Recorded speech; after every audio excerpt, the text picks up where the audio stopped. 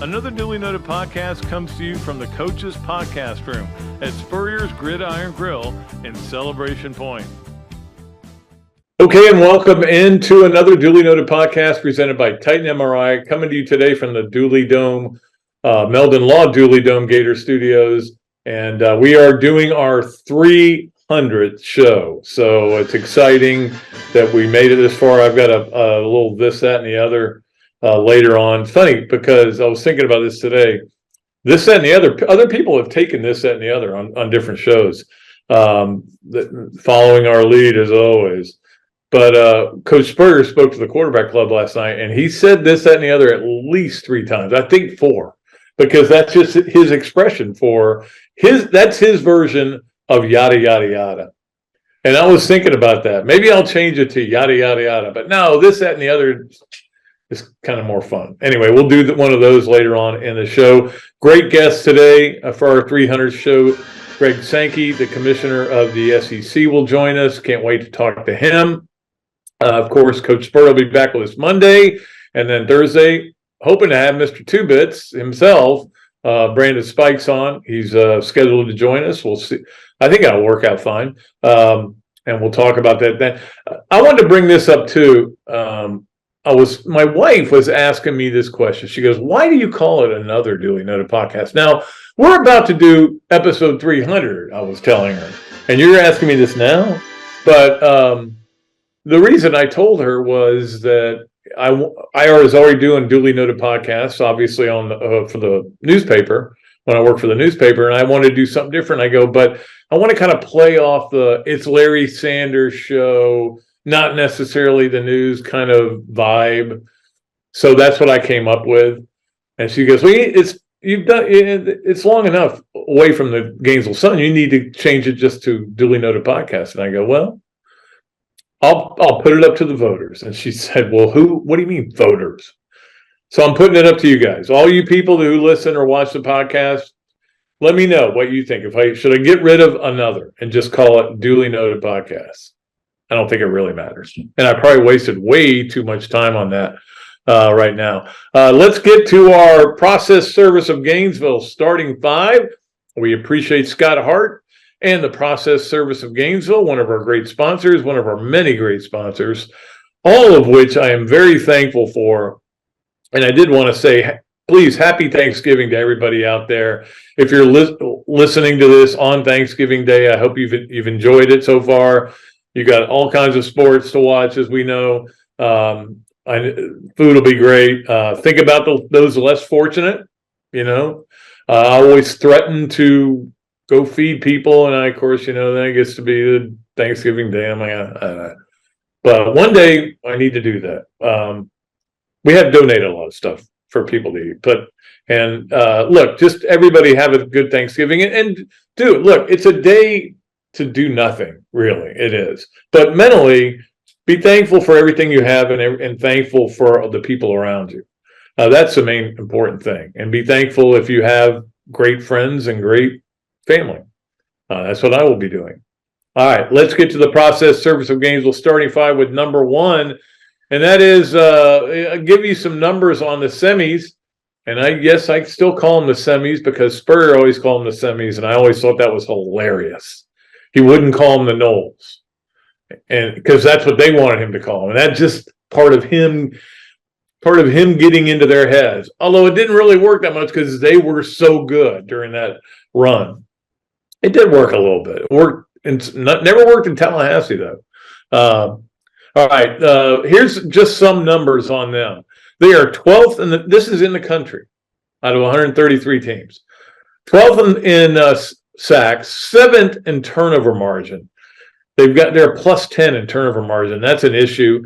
Of course, Florida, I think, is still at -2. They never get any. They rarely give any up, and they did give up 2 in this last game, so they may be at -4 now.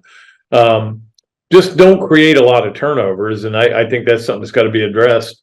24th in total defense, 17th in total offense. Now, that total offense was with Jordan Travis, who will not be at the game or not be playing in the game.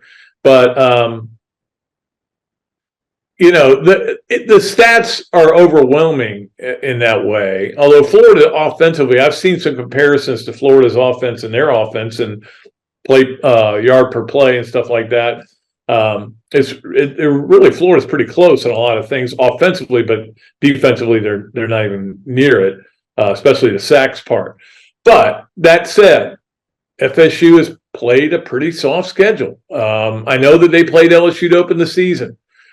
And LSU, again, first game of the year, collapsed in the second half. There's no doubt about it. But that's still a good win. I'm not going to take anything away from that win since that team also beat Florida.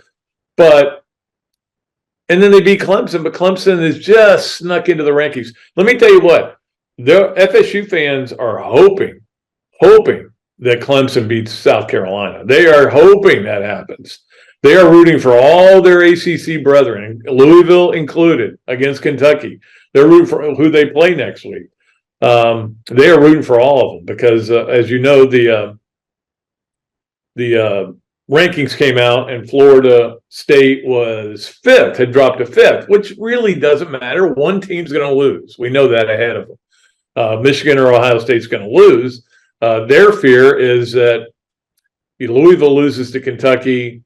Even if they beat those two teams and they beat them unconvincingly, they could be in a situation where Ohio State and Michigan play this unbelievable game, or Alabama beats Georgia, and you're like, now you've got chaos. I'll talk about chaos in just a minute. Let's get to number 2 on our process service of Gainesville starting 5. And that is the significance. We talked about this on the radio. I talked about it with the quarterback club last night. Significance of the number 51 on Saturday. 51 is 2 things. It's one, it's the number worn by Brandon Spikes in college, and he is Mr. Two Bits. And he and I have been texting back and forth. Actually, he texted me. He said, "I hope I don't blow it. I hope I don't mess it up." And I said, "Just imagine the crowd is no Sean Moreno." And just go kill it. So he laughed at that. Anyway, that's one thing.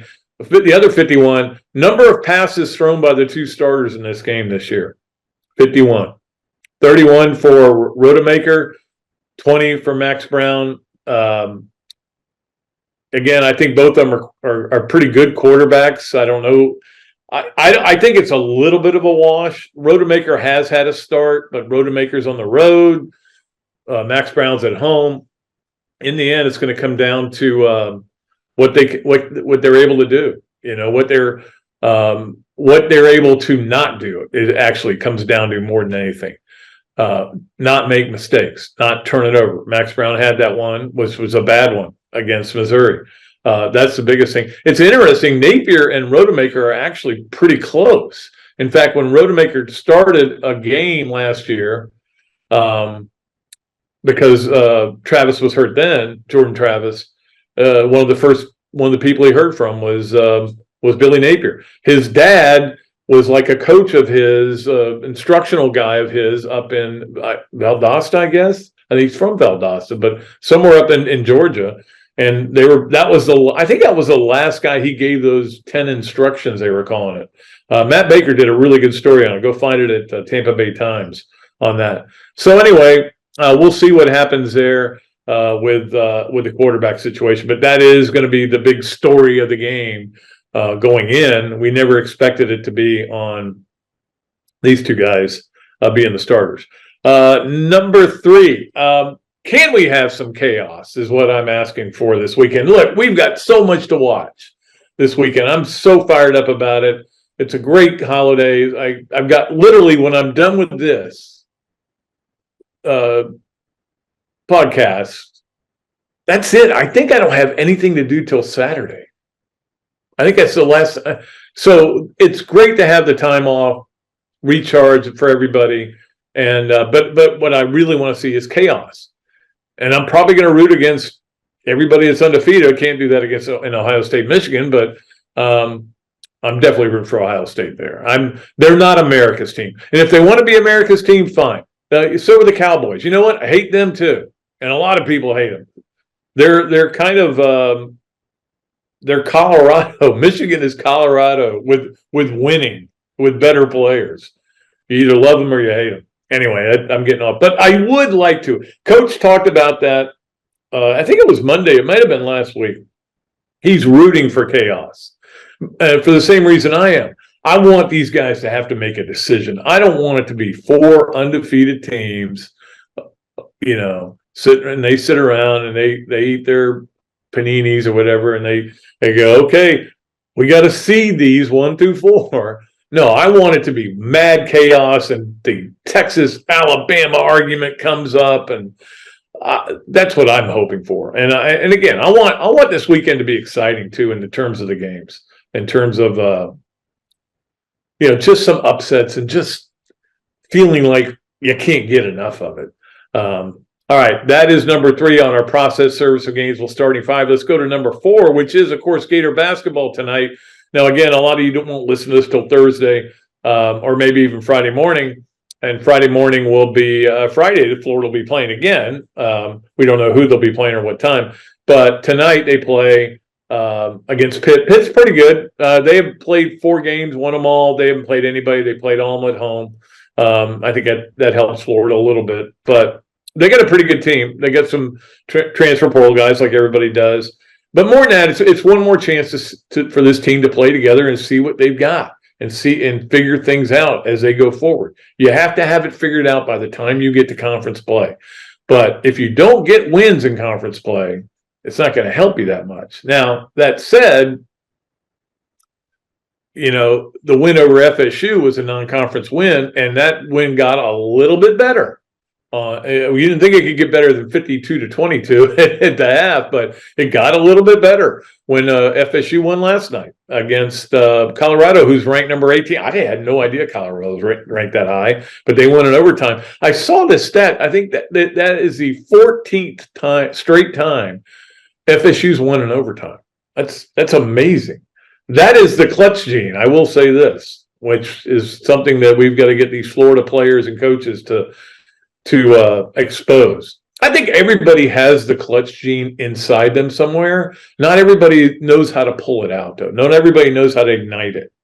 It's there for everybody. Everybody's done something in the clutch, even if it was just you hung a stocking up high. You know, that's whatever you're trying to do when you achieve it. That you used your clutch gene. I'm a believer in it. Doesn't mean it's necessarily true. And finally, on our process service of Gainesville starting 5, the game of the year was not that good. It was thrilling in that it came down to the end. It was stunning in that the team that was dominating most of the game won it. But I'm sorry, watching Kansas City and Philadelphia in the Super Bowl rematch was hard to watch. And again, that's just the way Philly plays. Philly says, what are we going to have to do to win this game? Here's what we have to do. Here's how many points we got to get to. All right, we're going to get to them. We're not going to get to them all at once, though. We'll wait a while to get to them. And how many points we have to hold them to? Okay. Well, we may give them some early, but then we're going to shut them out. Kansas City, 3 straight games, second half, no points. I don't know what's going on there. It's weird.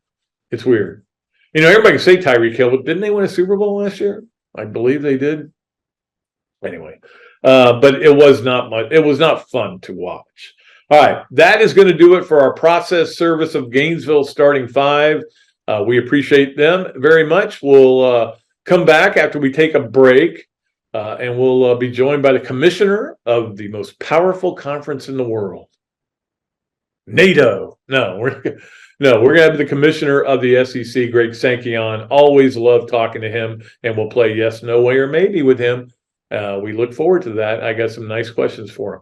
We'll be back with more on another Dooley Noted podcast presented by Titan MRI from the Meldon Law Dooley Dome Gator Studios. Things have certainly got a little out of hand lately when it comes to just buying our everyday necessities. Just look at gas, streaming services, and heck, even chicken wings. Well, there is one necessity that shouldn't cost a ton: taking care of yourself and helping fix all the aches and pains in life. And the fine folks at Titan MRI agree. With costs a fraction of what you'd pay at a hospital, you'll not only save money, you'll be taken care of by staff with over 20 years experience. So when you need an MRI, call Titan first and you can go where your your doctors send their families. Now offering CAT scans. Process Service of Gainesville offers a rapid turnaround on affidavits of service for Gator lawyers locally and nationwide. Our friend Scott Hart offers immediate responses on status requests and is a member of NAPS and FAPS. And he has been a part of the community for almost 2 decades. Need service? Call Process Service of Gainesville at 407-697-9592 or email shartgators, that's G8TR, at yahoo.com. And make sure you ask about the Paralegal Legal Secretary Bonus Program. The Kiara Grace Foundation proudly presents An Evening with Tim Tebow, Thursday, November 30th at the Touchdown Terrace at Ben Hill Griffin Stadium. Experience a once-in-a-lifetime VIP meet and greet with Tim. Hear his heartfelt stories and his unyielding dedication to the most vulnerable. With your support, we can extend the reach of the Kiara Grace Foundation to save precious lives in Latin America. Get your ticket before they sell out. Don't miss your chance to meet Tim Tebow, be inspired, and make a tangible difference. This week, the Gainesville Quarterback Club welcomes program editor and publisher of Gator Bait Magazine and The Buddy Martin Show, Mr. Buddy Martin.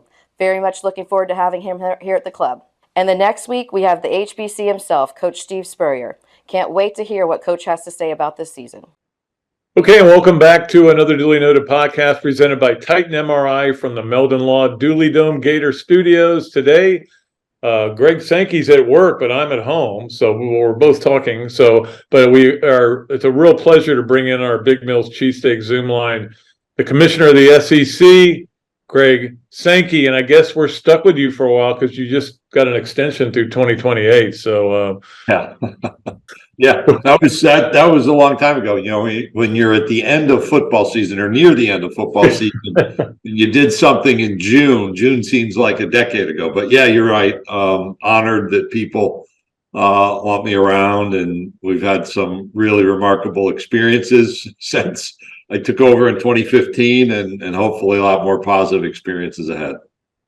yeah, I was thinking about you at the in the NCAA finals for baseball. You might have been just walking around with a big cigar, going, yeah, both of my teams are here. We don't care who wins. It's great. Nope, everybody else is freaking out about the games, but you're just like, hey, whatever happens. You know, it's an odd experience because you have in those postseason moments. So you think about the baseball College World Series, you have the adrenaline rush that I don't have during the season because you get to pull for teams when they're playing against somebody from another conference, and then all of a sudden you show up for the finals and it's 2 SEC teams, which is awesome. So there's no complaints, but you know, I do just kind of walk around and smile and say hello and wear neutral colors for 3 days or 2 days as it would be.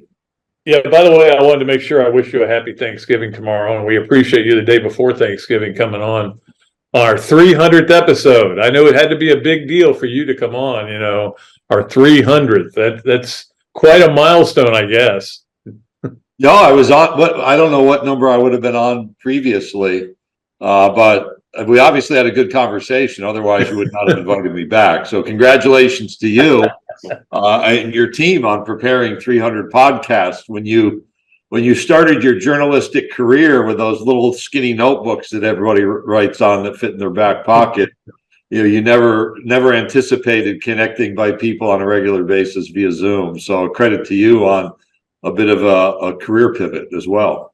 Yeah, it is crazy that when you think about it, if somebody had told me, I had this joke that I told the quarterback club last night because I was introducing Coach Spurrier, and I said, you know, if somebody had told me when I was a young boy, listen to the games, listen to Coach Spurrier playing for the Gators, that one day I would have a podcast with Steve Spurrier, I would have said, what's a podcast? Right. But yeah, I want to talk to you about bringing the two new teams in and the logistics of that for you so far, because everybody all excited about the football schedule coming out, but there's a lot of schedules that had to get done. There are, and we've made great progress. In fact, they're at the finish line. Other than football, because that's still an ongoing conversation, I would project, and I've not done the research, but just by experiencing the conversation, we've spent more time on the soccer schedule than any other sport. Right now, when we work through basketball, baseball, softball, for example, it was just an adjustment around rotations, same number of games in both sports. We didn't have to spend a lot of time in our tournament format with men's and women's basketball and softball. We bring everyone in. We did spend a lot of time.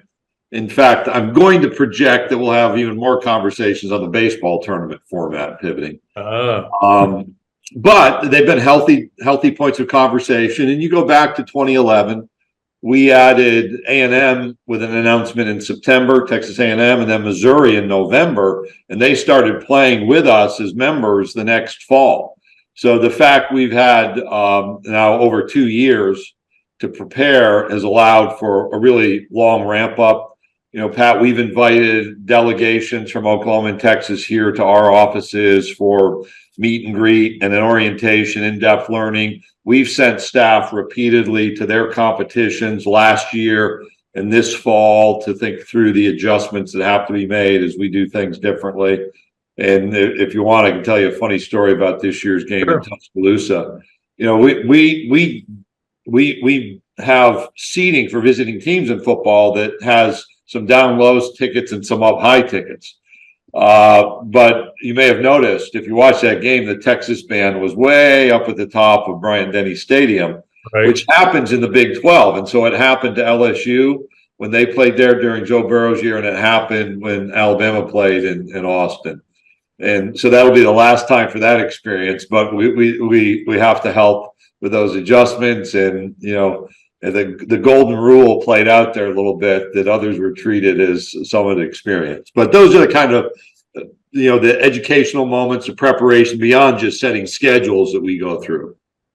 Yeah, obviously, one of the questions I have for you involves the schedule, and I love the way it was set up for next year. I thought you guys did a great job. I told people that for 2024. What odds do you think that we have a 9-game schedule for the SEC in the following year?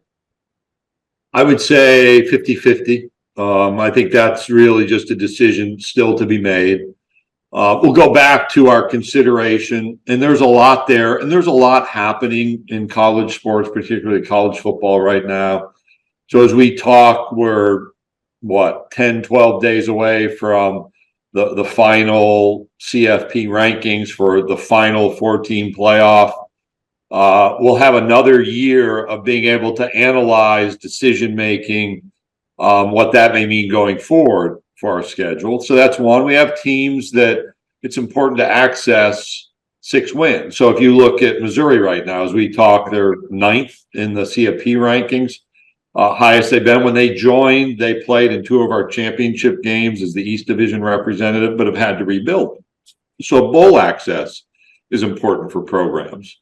Working with our television partner, wanting to think about non-conference scheduling is a piece of this. And when do you make decisions on dropping games? If you go to 9 conference games, how might you adjust around that? So there's a lot to the conversation. There's this tendency I see for people to reduce it to one factor, or most 2 factors, but there's actually 6 or 7 factors. The rotation of opponents has great meaning in this league. Trying to explain why Team A went back to Team B 2 consecutive years in a row. When we go to a 9-game schedule, that will happen. But we have to continue to think about where that may happen, to whom that may happen, and how do we present that as we announce a decision. So that brings us back, last May, we had a lot of noise around staying at 8. How could they do this? And then I think, like your experience, when we release the schedule, you look at every one of our 16 team schedules in football next year, they're all kind of a wow factor. Nobody has an easy schedule. In fact, back here, I've got some research where we narrowed the discrepancy in win and loss percentage. So the competitive disparity is narrowed greatly from our divisional format. It's a much more fair approach in scheduling. And so that's going to be part of the conversation about, can we build a 9-game schedule that meets the expectations, that satisfies needs, and promotes a level of fairness and balance moving forward. What was the number one reason why divisions are out now? I'll got to be honest with you, I'm not a fan of it. I like that games matter deeper into the season in both divisions. But so what was the number one reason to get rid of them? Well, when you think about games in division, particularly at the top of the division, we've had during my tenure, first week of November, so with 3 more weeks, we've determined division champions. And so I kind of put that one aside. We really asked the question back in August of 21, what matters most to our athletics directors? We recited this to our presidents and chancellors, even to our football coaches. What should we be thinking about as top priorities? And over time, through group conversations, through surveys, through individual interviews, the words fairness and balance always rose to the top. And those are undefined words. Like, what does fairness mean? Well, it's not fair. My kids used to say that when they were young. What does fairness mean? So what we defined it is the most narrow competitive discrepancy by win and loss record over time. So you're playing an equivalent schedule across all 16 teams. And what would be perfect is if all of your opponents, when totaled up, had a 500 schedule. So the total wins and losses of everyone balanced out. That's really impossible because of what can happen in a given year. But we went from a discrepancy around 12 to 15 percentage points in the win and loss category to about 5 to 6. And so a much more fair approach. The second piece was balance. And so what does balance mean in scheduling? We had to define that. And as we worked through, it meant our schools seeing each other more frequently. And with the divisional format, you've experienced this. If you took COVID away, the East Division teams that are not annual matchups would not go to the other division's location, but once every 12 years. And they don't only see each other twice in 12 years. And so what we've set up in the 24 schedule, if we continue as 25, you'll see all 16 teams in 2 years, and you'll see them home and away over 4, right, at least. And so those were the motivating factors. And the trade-off was a little bit of change in the culture because we've had East and West divisions for 3 decades, but the value of that competitive bandwidth narrowing and the ability to see teams more frequently, given the enormous brands we have, was seen as really having value. Yeah, I want to ask you too about NIL. I know your favorite subject, which it's I don't think it's anybody's favorite subject, but it certainly has been a factor. Do you think things are going to settle down? I mean, college football has changed so much. I don't know if it's creating more parity or less parity or what's going on for sure, but we all know that when you have a system, it's like we have 5 families out there. Everybody's got different rules, in their family. It's just crazy. But do you see it kind of settling down and eventually becoming transparent? For example, I'd love to see transparency. Yeah. So let's go back and kind of build to a direct conclusion. One is which I see a lot of observations, some by lawyers, some by legislators, some by writers, some by the general public, that, oh, look, everything is more competitively balanced. We have new teams in the mix. Well, do we really? I mean, do we really? Or is some of what's happened just the cyclical nature of college football, where teams ebb and flow, and some of those teams are back?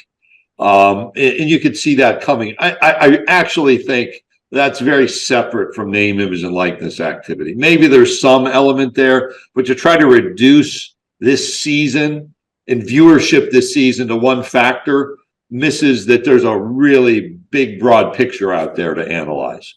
So then let's go to your question. Do I see it settling out? It needs to settle out. There needs to be some reality that has to be explained. One is all of these reports about this deal or that deal don't necessarily prove to be accurate when actually people dig in. In fact, I think there are too many untold stories of problems. And by problems, I mean promises made that are not kept. We saw a collective outside of our league in the middle of the season say, we're not going to fulfill the agreements we have. I would submit that's happening more than one place. We have collectives that have had to change or morph or haven't had funds to continue. And so there are realities around name, image, and likeness that fly below the radar screen because it's more fun to talk about Olivia Dunn, Angel Reese. You get to see Caleb Williams and Dr. Pepperadz. Last year was Bryce Young. Those are fine stories. But I believe our student athletes, and you reference this, the young people in our programs deserve better than a patchwork set of regulations on a state-by-state basis, where states now are scaling back because they've been sold on, we want to position our programs to be competitive under this NIL umbrella. That's not good policy making. That's not a well thought out approach. We also our student athletes say to us, hey, if I had some of this when I was like 17 or 18 trying to figure out where to go to college, the pressure's enormous enough. There's immense pressure, especially at a high level that we occupy, on where you're going to go to college. And now we're adding this economic factor where if I'm being recruited by 10 different universities in 10 different states, I have to figure it all out and try to determine who's telling me the truth about this economic aspect. That's not fair to young people. And so I think it needs to settle out. Now, will it? We're going to have leaders in governmental roles engage in helping us solve the problem. And we have interest at the congressional level. We don't have a commitment. We could go solve it ourselves. And we saw, as you and I talk, another lawsuit filed around how college athletics administers itself. And so we've got to be sensitive to those realities. And that's why congressional help or some changes in state approaches to create a common template are needed to help it settle out. Transparency would be helpful. Standardized agreements, so you don't have somebody show up in the dark of the night and hand you a 5-page agreement. And we've seen this in the state of Florida, where somebody signed away their NIL rights to apply after their college athletics eligibility understands. We have no consumer protection for the student athletes signing these agreements. We have a lot of protections around how they function on our campuses, but really none in this NIL space. And that needs to change. Absolutely. One thing though, for all we talk about the problems with college football, I mean, here at Florida, for example, two straight losing seasons, apparently. They've had 9 sellouts. People are still going to games, and they still are supporting their schools. And I think this is a reaction to the COVID year. Yeah. I think everybody is like, "Hey, I didn't realize how much I missed it." Yep. Well, I think again, you'd never reduce something to one factor. I'll take our baseball. I think our baseball came back online with full stadiums in that spring of 21, where people just wanted to be outdoors and together. And we have baseball programs that never drew large crowds that continue to draw large crowds, whether they're first or fourth or eighth. And so I think there's some evidence that, wow, we want to be around these rallying points. We want to be around community. And as we go more and more to our phones on an individual basis, the community around this shared experience of college athletics and college football has meaning. I also give a lot of credit to our athletics leadership and Scott and his team. You think about, the Tom Petty song that's played between the third and fourth quarter. That didn't exist a decade ago. And now there's this rallying point where the first time I experienced was Utah last year in person at night, and the whole team's participating with the fans. You don't see that in the NFL. You might get a little bit of it when you go to Jacksonville and they yell Duval, but not that kind of passion. And how we present games, how we position games, as we move from CBS to ABC, how we schedule and announce kickoff times was all done with our fans in mind. We obviously need to have games throughout the day, noon, midday, and prime time, but we've got more opportunity to inform our fans earlier so they can make plans. And that's where I go back to say, I think a lot of our administrators deserve a lot of help because they've helped increase the strength of the connection, make sure the games are accessible and draw interest. And that's where, when you go back to scheduling, the ability to rotate our teams through more frequently, the Gators go to Austin next year. It won't be that long before Texas comes to Gainesville. That'll be huge. You think about the first time A&M came to Gainesville and seeing that more frequently. Those will be really special moments. All right, Commissioner, we are going to play our game, yes, no, where, maybe with you. 3 questions. You answer yes, no, where, maybe, brought to you by Big Mill's Cheesesteak, street dining done the right way. And if you go there and say you listen to our 300th episode, you get free fries with your order. All right, number 1, you are going to miss the CBS ringtone. No, we'll have great music with ABC, and I think we've created a number of advantages. But people are going to miss it, but not me. Yeah. All right. By the way, I'm usually at games, so I don't hear it that much. And they also use that music for other games. Like you can turn it on a Mountain West game. So yeah, exactly. It is like ours, but it's not. I think they're still going to have the NCAA tournament. So yeah, that's right. Still listen to it on there. Number 2, like me, sometimes you get confused about which teams are in which conference. Yeah, actually, yes. Still to this day, not about the ones in ours. Yeah. And I think particularly what happened this summer is confusing. I'm not sure what the coastal region is along the Atlantic Ocean any longer. Now, I had a point where I said, why are they playing in the middle? Oh, they're in the same conference now. You want to know where I've struggled a little bit? So I was a Big East fan growing up, and I adapted to that. The Maryland and Rutgers piece in the Big Ten has probably been a slower adaptation. Like I saw Maryland playing an ACC school in a score in basketball early on, and like, wow, the first thought was, why are they playing a conference game early? And then, it's been. I have not gotten over that. The Maryland in the Big Ten, I still see Maryland as an ACC school. It's kind of like I still see the Brewers in the American League. The notion the Astros in the American League, it drives me nuts. Yeah. Right. Yeah. I'm with you. All right. Finally, last question on yes, nowhere, maybe for the SEC Commissioner Greg Sankey. Your favorite Thanksgiving food is dessert. It's cranberry sauce. I don't know if that's dessert because whatever your favorite food is, it's cranberry sauce. I start early, and whenever I'm done, I eat the rest of it that hasn't been consumed. So I look forward to cranberry sauce. I'm not sure if it's dessert. I do like cranberry sauce. Tart and sweet are my 2 favorite things. So I like that very much. And not the one. I just like the whole canned jelly thing without the rinds in it. Which is not probably the natural state for cranberry sauce, but that's a big deal for me. You're going to be jealous because my wife actually made it herself, cranberry sauce, and it's been on in the crock pot for about an hour. So I'm getting ready to go out and taste it. Smells good then, is what that means. Commissioner, we really appreciate your time, and we'll talk to you again sometime soon. Thank you. Good to see you. Congratulations on number 300. Thank you. And we'll be back with the rest of the 300th episode here on another Dooley Noted podcast presented by Titan MRI from the Meldon Law Dooley Dome Gator Studios.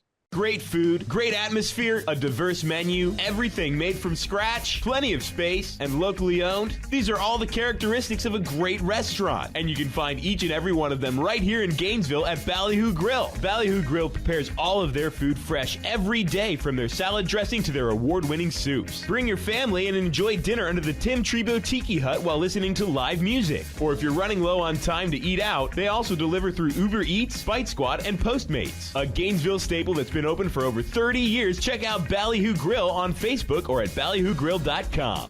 Hello there, everybody. I'm Pat Dooley, of course, from another Dooley Noted podcast. And this is a great Adam Brewer, and he's just opened up a place here, Adam Brew To Go. What gave you the idea to do this, to have a to-go place? We really like the fast concept, being able to get the barbecue. Now we have this new online ordering. So before it was a call ahead carry out, quick service. We have like a curbside kind of a deal where everything's ready to go for you. And then we thought, wow, we have a really great dine-in concept, but how can we make this streamlined for the customer and make it easy and accessible for all parts of town? Adam's Rib Co. To Go. Come on down and enjoy it. Gator fans, football season is here. What's better than seeing the Gators back on the field? Easy. seeing amazing speakers and fellow Gator fans weekly at the Gainesville Quarterback Club. Held every Tuesday night of a home game at the Best Western Gateway Grand. Enjoy happy hour, great food, valuable insights from yours truly and Andy Staples, plus notable speakers throughout the season. As the oldest Gator booster club in the world, Gainesville Quarterback Club gives you access to elite speakers like coaches, NCAA football insiders, Gator greats, and more. Share your passion for Gator football with hundreds of other members at weekly in-season meetings, home tailgates, and special events throughout the year. Join the Gainesville Quarterback Club today. Email the club at membership@quarterbackclub.org or visit thequarterbackclub.org. Or better yet, just give me a call and I'll get you to the right people. I was driving behind a lady, and very suddenly she moved out of the way. There was a log laying in the road, and when I hit my brakes, I went on top of the log. I had 280 discs. I just haven't been the same since. Jeffrey Meldon fought for me all the way. Him and his team really went there for me. Throughout the whole lawsuit, he made sure that my bills was paid. It was never no whenever I called him and asked him for something. Call Meldon Law right now. Okay, and welcome back to another duly noted podcast presented by Titan MRI, coming to you from the Meldon Law Dooley Dome Gator Studios. Appreciate the commish for coming on. Appreciate all of our great sponsors as well, including Hesser and Kipke, because it's time for Hesser and Kipke's Three Things. And as you know, Hesser and Kipke is a Gainesville law firm specializing in the areas of workers' compensation and family law. Ken and Jennifer take great pride in their one-to-one focus on each and every client they represent. Ken is board certified in workers' compensation law by the Florida Bar, while Jennifer possesses extensive jury trial experience with a nearly 20-year background as a prosecutor. Don't believe me? Well, check out their 5-star Google reviews. Set an appointment at hklawfl.com. Or better yet, give them a call at 352-339-9920. That is Hesser and Kipke. And I was texting back and forth with Ken Monday night during that Eagles game, because of course, big Eagles fan. And he was talking about Tony, Kadarius Tony. God, he kills us every year. And I go, yeah, he looked like the Kadarius at Florida. That's the first time I saw him look like that, where you had rubber bands in your knees and instead of ACLs. I mean, that's the only way to explain the way he makes some of those moves. But unfortunately, not enough. And in the end, Ken Hesser was very happy. So let's get to number one on Hesser and Kipke's Three Things. And that would be that Tom Brady coming out on I guess it was on Stephen A. Smith's podcast. It must be great. Now, we get great guests. You cannot deny that. We get great guests. But it would be awesome if you could just say, hey, I'd like to get Tom Brady and Taylor Swift. And ESPN will get their runners out there and get them for you. We had Greg Sankey. That's just as good. He is no Taylor Swift, though. I will say that. So Tom Brady was on Stephen A. Smith's broadcast and podcast, and he said, that he doesn't think the product's very good in the NFL this year. I'm like, okay, is that because you're not in it? But no, I think everything he said, I pretty much agree with. I don't think people are being taught the right way to do things and disciplines and techniques and stuff like that, and they're just kind of going out there and trying to deliver big hits and get to the quarterback no matter what. And but I don't think the NFL is going to quit because Tom Brady said that. Aaron Rodgers chimed in too and agreed with it. Now you sound like a couple of old guys yelling at the clouds. Get off my yard. In my day, I dropped back and threw the ball, and it was great. We loved it. No, I mean, you guys are sounding a little. It would be great if a 30-year-old maybe guy came out and said something like that. But I think Rodgers is turning 40 next month, somewhere along there. I think I read that, but who knows? But anyway, it made news because Tom Brady said it, and he still has that cachet. Number two on our Hesser and Kipke Three Things. Speaking of a guy with cachet, nobody's got more than Tiger Woods. I mean, Travis Kelce. I'm sorry, you're going to date more. You would have to date Taylor Swift and Mother Teresa and Melania Trump to have that kind of cachet that Tiger has. Tiger is the bomb. We know that. And he's finally going to come back and play. November 30th starts the Hero World Challenge. And it is must watch TV. You're going to have to watch it.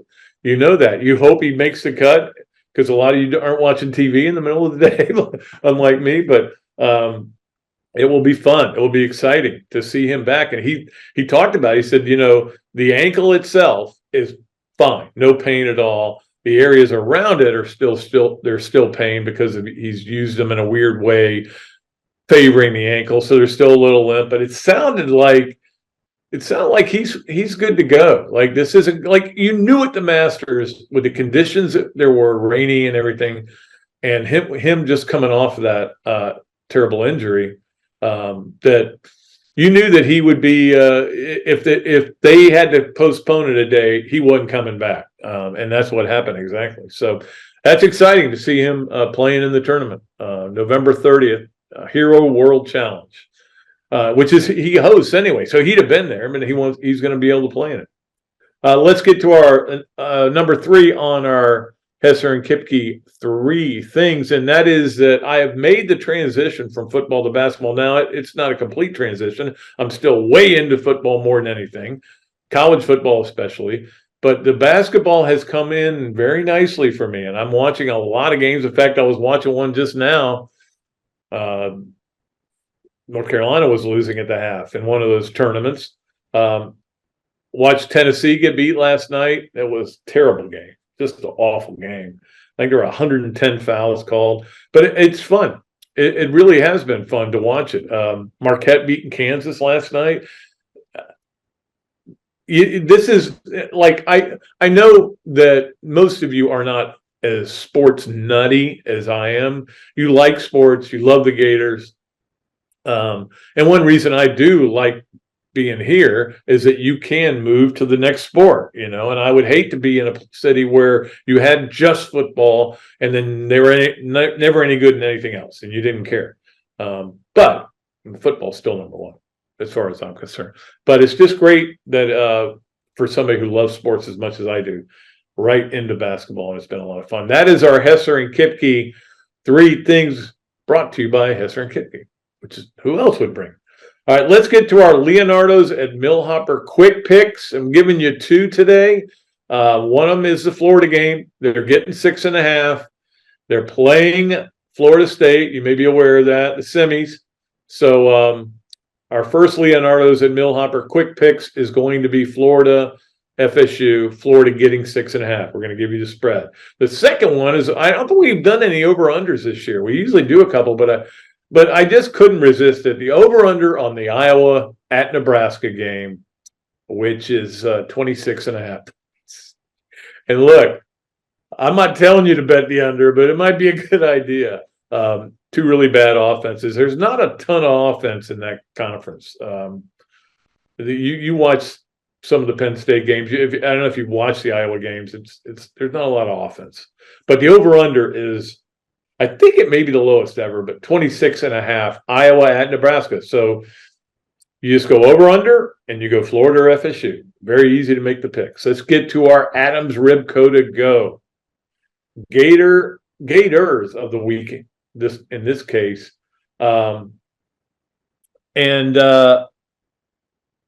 This is all inclusive of every sport, because I don't want to go single people out, but it's senior day. In a lot of sports. I know volleyball has theirs today, which is why we're not on the radio. Football obviously be Saturday, but everybody's going through senior days that have the fall sports and everything. Soccer's already done theirs, of course. But salute to them. People who came to school either on scholarship or non-scholarship, worked out all their practices, did all whatever they did, whether they were the star player or the guy who helped get guys ready, or the guy that, even the trainers, everybody who's having a senior day, I salute you. I think it's great that they still do senior days in this world where everybody's leaving early. And they're important. I mean, for example, the volleyball one, I mean, there's a lot of really good players in that senior class. So all you seniors who are enjoying a senior day, you are our Adam's Ribco to go Gators of the Week. Appreciate Adam for being a great sponsor of a lot of things I do. I don't know what if Adam decides to hang it up, I may hang it up with him. All right, let's get to our swamp games of the weekend, and it's going to be a lot of fun over the swamp this weekend. I mean, obviously, the crowd is going to come in for the game, but you're also going to have people watching other games, but they're going to come in and then get ready for the Florida game, which is at 7:00. I think it's really good for a place like the swamp, a 7:00 game. So let's go ahead and give you those games. Florida Pitt tonight. I know you guys probably are listening to this on Thursday, so you already know what happened. But it's a 9:30 game on ESPN2. Thursday, I'll give you the college game. The best game on Thursday is Mississippi at Mississippi State. That's at 7:30 on ESPN.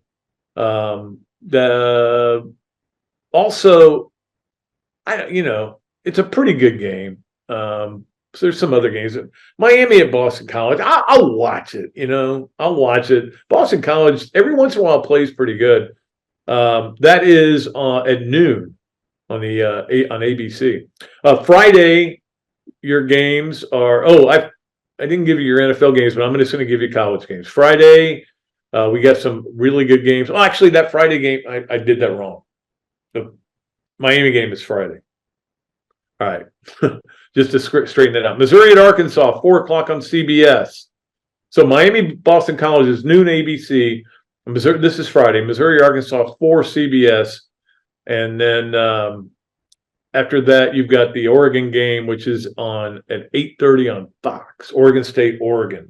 That's certainly one to watch. And then Saturday, Florida, of course, plays at 7:00 on the SEC network. Then Clemson, South Carolina is on the SEC network. I'm sorry, Florida FSU is on at ESPN because they get the first team down here, Chris Fowler and Kirk Herbstreit and Holly Rowe. Boy, I have screwed this whole thing up. But obviously, Alabama-Auburn is a CBS game at 3:30. So enjoy that, too. There is also a noon game on Fox. It's called Ohio State-Michigan. I'm a little nervous about this game. I really want to watch it. I think this is one of those games where I'm like Florida game. I watch every snap of every. I never miss a snap. Can't miss a snap. Don't, because something could happen. Most games, I'm still flipping. I'm not flipping Ohio State, Michigan. That's snap worthy. Every snap worthy. All right, that is our Swamp Restaurant games of the weekend, and I hope I didn't screw it up too much. But I did screw it up a little bit. All right, let's get to our Gainesville Quarterback Club. Great picks. Appreciate the Gainesville Quarterback Club. Had a great time there last night. Coach Spurrier was fantastic. Told some great stories before he went up. Told some great stories. And when he got up, had him rolling, as always.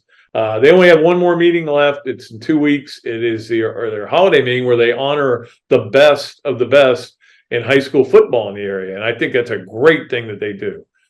So I'm looking forward to that, the holiday party. And steak too. And I just recommend for all of you that you join the Quarterback Club. It's great. In fact, they're having and you can go on the site and find out, they're having a run up in High Springs. And I know that they're still looking for a few people to come on board on that. So if you want to get on, just go to the Gainesville Quarterback Club website. It's very simple to find, and you can get in there. All right, let's get to the great picks. Florida, FSU, Florida getting 6.5. It's hard to take FSU in this, but I'm going to take them. I just think they'll win by 7. In the end, that's the bottom line. I would hope some Tebow and some Spike's magic could rub off on the Gators, but we'll see. We'll see. And the crowd's going to be great. We know that. But I'm going to take FSU and give the 6.5 because I think it's going to be a 7-point game. Alabama is giving 14.5 against Auburn. I'm going to take the Tide.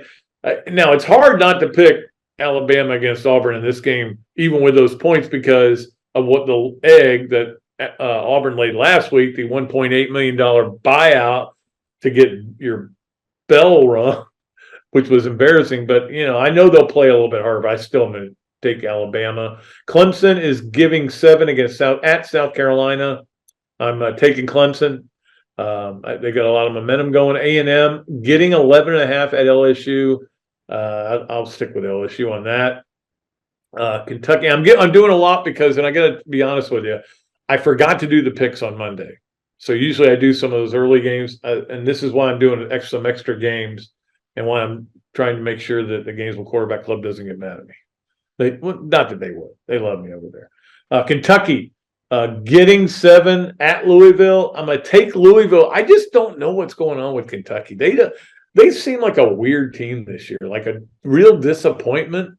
I thought they might be really good, but they're just not. They just have laid some real eggs out there. And then Ohio State getting 3.5 at Michigan. I'm going to pick Michigan. I'm not going to root for them, but I'm going to pick them. It feels like everybody's picking Michigan. I think Ohio State will come to play. I hope Ohio State wins. I know a lot of you don't really care about whether Ohio State wins or not.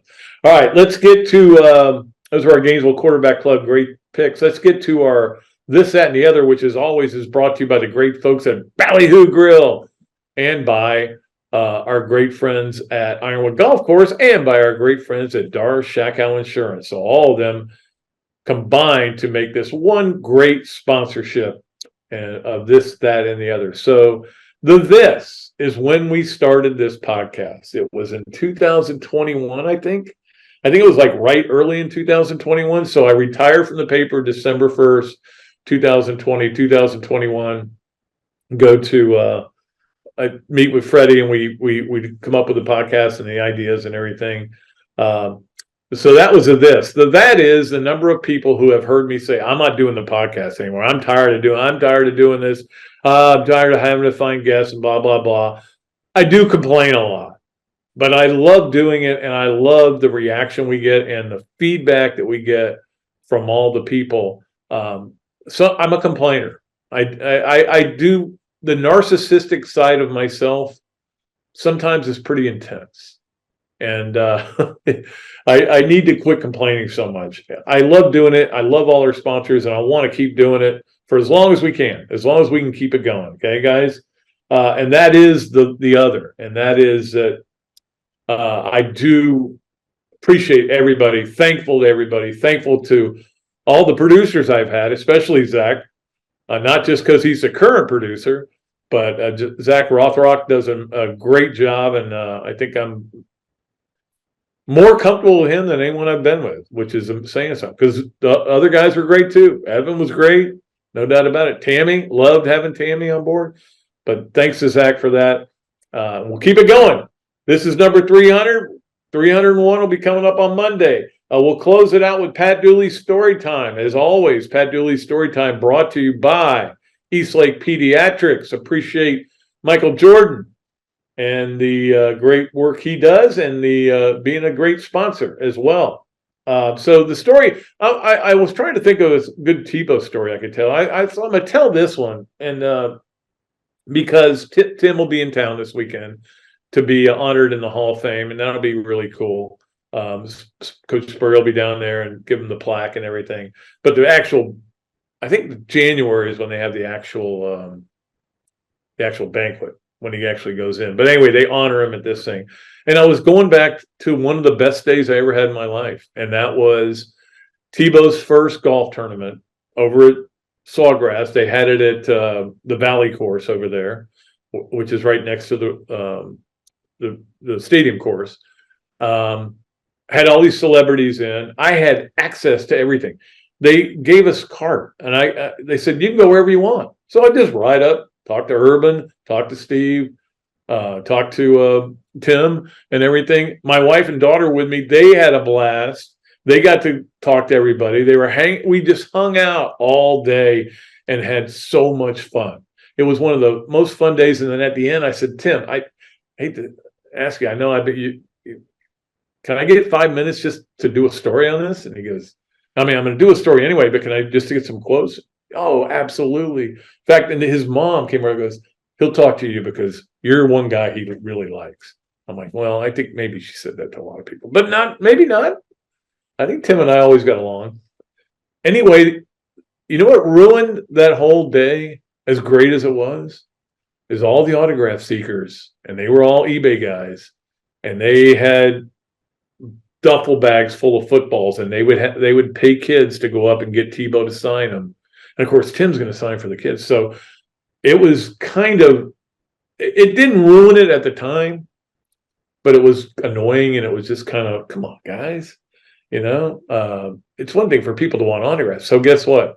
They changed all the rules, and next year, no media on the course, no autographs given. They only gave them a one hole, I think it was, and ruined it the next year. Still raised a lot of money. Love you, Tim. It's certainly not your fault, but guys just go nuts with those eBay things. Anyway, that's a good Tim Tebow story. I got a couple other ones, but I'll save them for later. I actually told Zach a great Olympic story that I may tell on Monday that be a fun one to tell. All right. So that's going to do it for the show. Our 300th show, number 301, coming to you Monday with Coach Spurrier. And of course, Robbie Andrew, I think, is back from his vacation. So I think he'll be able to do the show on Monday too. Until next time, for Zach, for Pat, I am deep, I am way back, and I am out of here.